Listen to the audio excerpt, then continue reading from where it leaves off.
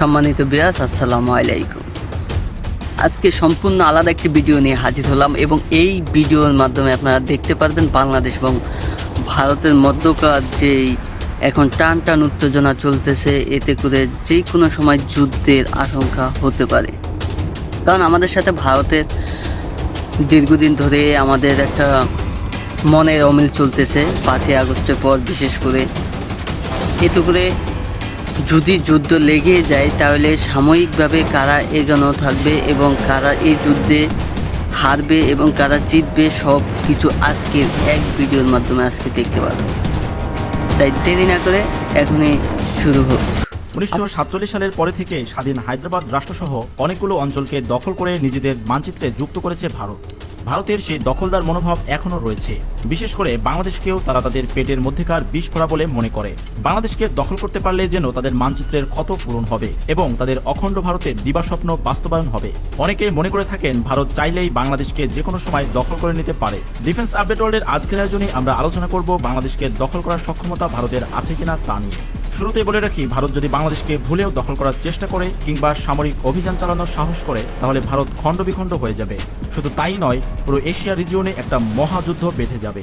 আর ভারত এতটাই ক্ষতিগ্রস্ত হবে যে কিয়ামতের আগ পর্যন্ত হয়তো তা মনে রাখবে। কিভাবে এমনটা ঘটতে পারে চলুন আমরা তা জেনে নিই। অনেকেই বলে থাকেন ভারত বাংলাদেশের চাইতে অনেক বড় এবং তাদের পারমাণবিক অস্ত্র রয়েছে, তাই তারা যে কোনো সময় বাংলাদেশকে দখল করে নিতে পারে। যারা এই ধারণা পোষণ করে থাকেন তাদের জেনে রাখা উচিত, যদি আয়তনে বড় আর পারমাণবিক অস্ত্রের মালিক হলে ছোট আর দুর্বল রাষ্ট্রকে দখল করে নেওয়া যেত, তাহলে রাশিয়া ইউক্রেন যুদ্ধ বছরের পর বছর ধরে চলত না। রাশিয়া বিশ্বের দ্বিতীয় পরাশক্তি, তারা আয়তনে এবং পারমাণবিক অস্ত্রে বিশ্বের প্রথম। সেই তুলনায় ইউক্রেন হাতির সামনে মশার মতো। তারপরেও ইউক্রেন এখনও পরাজিত হয়নি, রাশিয়ারও ব্যাপক ক্ষতি হয়েছে। আবার চীন তাইওয়ানের ব্যাপারটাও সেম। আবার সুপার পাওয়ার আমেরিকাও ভিয়েতনাম যুদ্ধ থেকে শোচনীয় পরাজয় নিয়ে পালিয়েছে। 20 বছর ধরে আফগানিস্তানে সেনা মোতায়েন করে রেখে সেখান থেকেও শোচনীয় পরাজয় নিয়ে পালিয়েছে আমেরিকা। প্রিয় দর্শক বন্ধুরা, এখানে অনেকগুলো বিষয় রয়েছে যার কারণে বড় ও শক্তিশালী দেশ হয়েও তুলনামূলক দুর্বল ও ছোট দেশকে দখল করে নেওয়া যায় না। চলুন আমরা একে একে সেগুলো জেনে নিই। সামরিক ও অর্থনৈতিক সক্ষমতা। যুদ্ধ পরিচালনা করতে হলে অবশ্যই সবথেকে গুরুত্বপূর্ণ বিষয় হচ্ছে সামরিক সক্ষমতা। আর সামরিক সক্ষমতা অর্জন করতে এবং যুদ্ধ পরিচালনা করতে বিপুল পরিমাণে অর্থ খরচ হয়ে থাকে।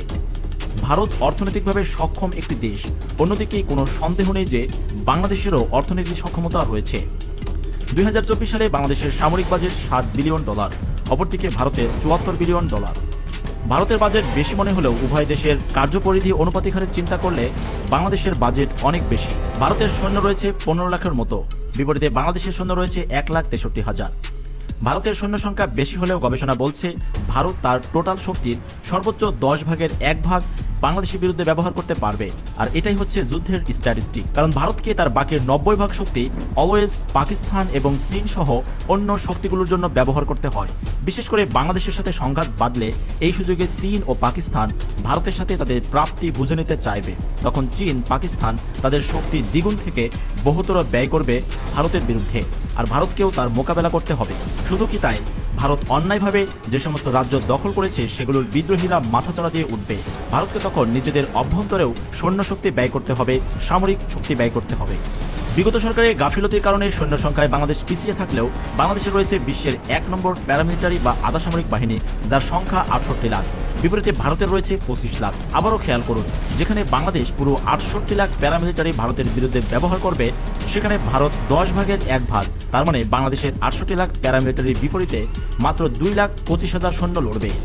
আধা সামরিক বাহিনী হলো তারা যাদেরকে সামরিক অস্ত্র দেওয়া হয় না, কিন্তু প্রশিক্ষণ দেওয়া হয়।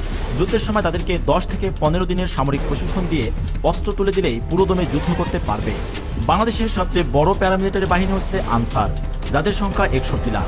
শেখ হাসিনার পতনের পরে যখন বাংলাদেশের সকল থানাগুলো অচল হয়ে গিয়েছিল, তখন আনসার বাহিনী পুলিশের অনুপস্থিতিতে থানা পরিচালনা করে তাদের দক্ষতার প্রমাণ আবারও দিয়েছে। তবে সব প্যারামিলিটারি ফোর্স অস্ত্রবিহীন হয় না, যেমন সমস্ত পুলিশ ও গোয়েন্দা ফোর্স, স্পেশাল ফোর্স এবং বর্ডার গার্ড ফোর্স প্যারামিলিটারি অন্তর্ভুক্ত। এছাড়াও আনসারের মধ্যে যারা ব্যাটালিয়ন রয়েছে তাদেরকেও অস্ত্র তুলে দেওয়া হয় এবং ভারী প্রশিক্ষণ দেওয়া হয়।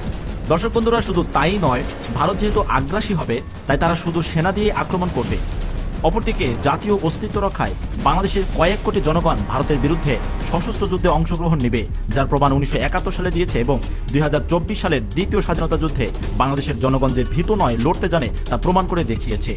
এছাড়াও ইসলামিক নেতারাও যদি জিহাদের ডাক দেয়, তাহলে আরও অন্তত 1 কোটি ধর্মপ্রাণ মুসলমান জিহাদে ঝাঁপিয়ে পড়বে জাতীয় অস্তিত্ব রক্ষায়। ফলে ভারতের বিরুদ্ধে অপ্রতিরোধ দুর্গ গড়ে উঠবে। এর ফলে ভারত বাংলাদেশ ছেড়ে পালাবে তো বটেই, বরং বাংলাদেশের মানচিত্র আরও অনেক বড় হয়ে যেতে পারে। প্রিয় দর্শক বন্ধুরা, সামরিক অস্ত্রশস্ত্রের দিক থেকেও প্রয়োজনের তুলনায় বাংলাদেশের যথেষ্ট সামরিক সরঞ্জাম রয়েছে।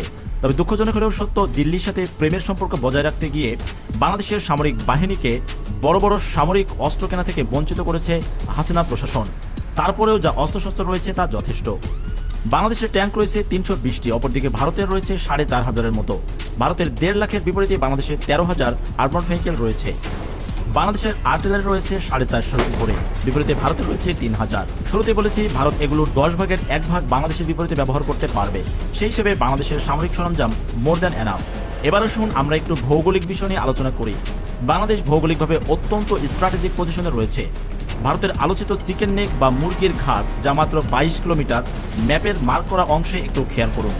যুদ্ধ শুরু হলে এই শিলিগুড়ি করিডোর এমনিতেই বন্ধ হয়ে যাবে, যার ফলে ভারত পূর্বের 7টি রাজ্য থেকে পুরোপুরি বিচ্ছিন্ন হয়ে পড়বে। স্থল কিংবা বিমান কোনো পথেই পূর্বের অংশে তারা সামরিক ও বেসামরিক কোনো সাহায্য পাঠাতে পারবে না। প্রিয় দর্শক বন্ধুরা, আরও একবার একটু ম্যাপে খেয়াল করুন। বাংলাদেশের পূর্বের উত্তর থেকে পুরো দক্ষিণ, অর্থাৎ পার্বত্য চট্টগ্রাম থেকে ফেনী, নোয়াখালী, সিলেট হয়ে পঞ্চগড় পর্যন্ত পুরোটাই অসমতল ভূমি, যার ফলে এদিকে ট্যাঙ্ক কিংবা আর্টিলারির যুদ্ধ হবে না, বরং যুদ্ধ হবে সৈন্য টু সৈন্য। আর বাংলাদেশের সৈন্য সক্ষমতা ভারতের থেকে বেশি। 68 লাখ প্যারামিটার থেকে মাত্র 10 লাখও যদি ছোট ছোট পদাতিক ডিভিশন তৈরি করে ভারতের 7 সিস্টারে মোতায়েন করে দেওয়া হয়, তাহলে 1 থেকে 2 মাসের মধ্যে বেশ কয়েকটি রাজ্য বাংলাদেশের দখলে চলে আসবে। বিশেষ করে আসাম এবং ত্রিপুরা বাংলাদেশের দরকার, আর মেঘালয় তো মেঘের রাজ্য, তাই ওটা নিয়ে মাথা না ঘামালেও চলবে। ওদিকে অরুণাচল প্রদেশ অনেক আগে থেকেই চীনের ক্রাশ, তাই ওটা চীন এমনিতেই নিয়ে যাবে। আর এদিকে নাগাল্যান্ড, মণিপুর এবং মিজোরাম খ্রিস্টান জনসংখ্যা বেশি থাকায় আমেরিকার নজর রয়েছে, তারা খ্রিস্টান স্বাধীন রাষ্ট্র হিসেবে দখল করে নেবে। আর যদি না পারে, তাহলে সেগুলোকে নিরাপত্তা দিবে এবং তাদেরকে নিজস্ব একটি খ্রিস্টান রাষ্ট্র হিসেবে স্বীকৃতি দিয়ে দিবে। আর সবচেয়ে সুবিধাজনক ব্যাপার হচ্ছে, ভারত তার কোনো প্রতিবেশী রাষ্ট্র থেকে সাহায্য পাবে না, কেননা ভারত হলো একটা নষ্টা প্রতিবেশী রাষ্ট্র, সবাই তাকে ঘৃণা করে। প্রিয় দর্শক বন্ধুরা, এগুলো হাসি তামাশার কোনো কথা নয়, এগুলো চরম পর্যায়ের সিরিয়াস অ্যানালাইসিস এবং বাস্তব কথা। ভারতকে মনে রাখতে হবে, 1971-এর বাংলাদেশ এবং 2024-এর বাংলাদেশ এক নয়। এখন অনেকে বলবেন, বাংলাদেশ ভারতের সংঘাতের সুযোগে পাকিস্তান এবং চীন ভারতের উপরে আক্রমণ করবে, যেমন ঠিক তেমনই ভারতের বন্ধু হিসেবে মিয়ানমারও বাংলাদেশে আক্রমণ করবে। কিন্তু এই ধারণা সম্পূর্ণ ভুল, কারণ মিয়ানমারের সেনাবাহিনী গৃহযুদ্ধে 4.5 লাখ বাহিনীর আর মাত্র 1 থেকে 1.5 লাখ অবশিষ্ট আছে।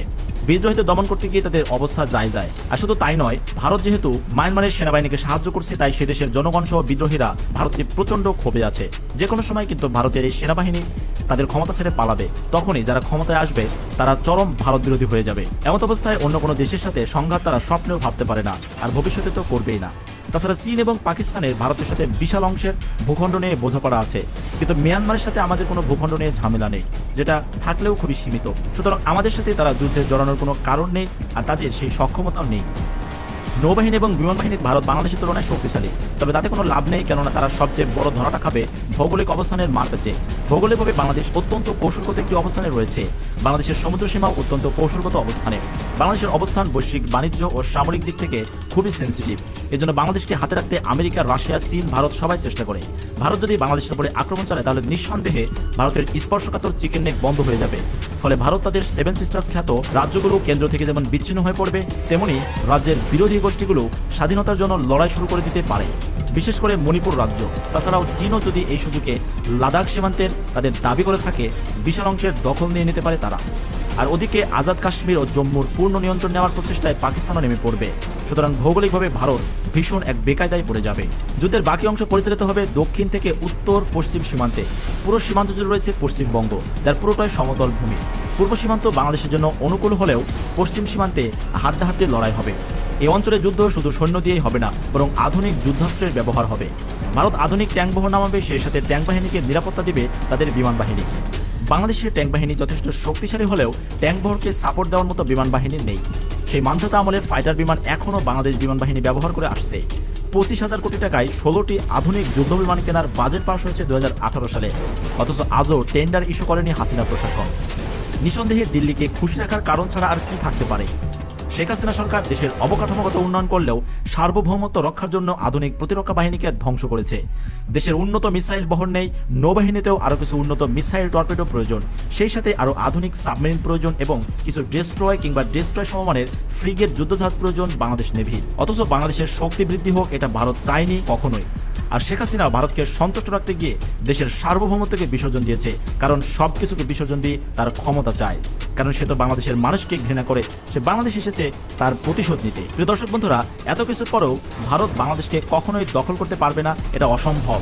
কেননা নেপাল ভারতের আগ্রাসন থেকে বাঁচার জন্য চীনকে তার ঘনিষ্ঠ বন্ধু বানিয়ে নিয়েছে, অনুরূপভাবে বাংলাদেশও তাই করবে। তাছাড়া ভারত এমন একটি দেশ যার প্রতিবেশী বন্ধু দেশ বলতে কেউই নেই, সবগুলো হচ্ছে তার শত্রু রাষ্ট্র।